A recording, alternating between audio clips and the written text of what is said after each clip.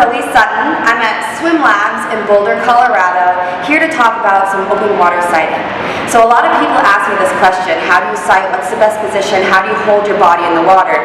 And really the overall goal is to have a quick sight, keeping your face as close to the water as possible while still seeing what you're looking for, while trying to keep your hips as high on the surface as possible. You want your sight not to impede your stroke. That's the whole goal, is to be able to keep swimming fast without slowing down at all, even though you have to lift your head to look around.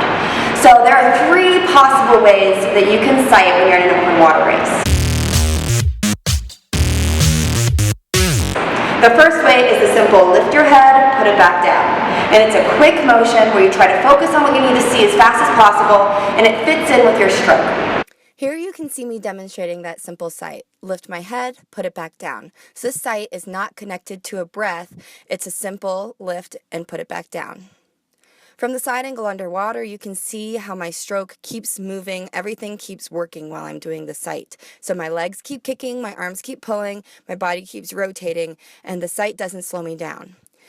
This is the angle that shows my alligator eyes, just bringing my eyes out. I'm not trying to get a breath when I lift my head to sight. It's just my eyes. And from underwater, you can again see that my stroke keeps moving, I keep going, and you can see that my mouth is still underwater as I'm lifting my head to look. I don't lift my whole face. The next way is to sight and then breathe. So this is a very easy way. It's a little bit easier on your neck to just kind of sight and let your head turn to the side to get into that breath. If this is done poorly though, it can really get your head in the wrong position. It can set your spine so your hips sink really low in the water. So you have to be careful with that one. Here I am demonstrating that sight into a breath. A really easy, really natural way to take your sight and then get right into a breath. So you're able to breathe a little bit more often with this strategy than with the simple sight. From the side, you can see pushing my head down into the side when I breathe helps keep my hips really high in the water. So I still have that great body line as I'm swimming. Here you can see those alligator eyes, just a quick look. You have to be really good at focusing on what you need to see really fast, because you don't want to take a bunch of strokes with your head lifted. That's only going to put your body in the wrong position to be able to swim as fast as you need to.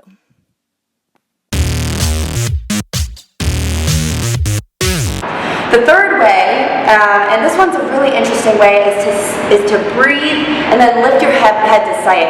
And as you lift your head, you kind of throw that arm forward and sight right at that position in the stroke. So you can see the timing of my sight here. I kind of breathe and then my eyes follow my hand as I bring my hand forward in order to get a look at what's in front of me. I have a lot of friends who really like this sight. I know a lot of people who use this exclusively and feel really comfortable because it allows you to use the momentum of your hand and the momentum in your recovery to get into that sight. So you can lift your face just a little bit higher sometimes, but you have to still be careful about not letting it impede your stroke or let your hips drop. So with those 3 different techniques for sighting, you have to find the one that works for you. So try them all on, see which one feels best, and best of luck out there. So thank you so much for watching, and I'll see you at a Swim Labs or a Fitter and Faster tour near you.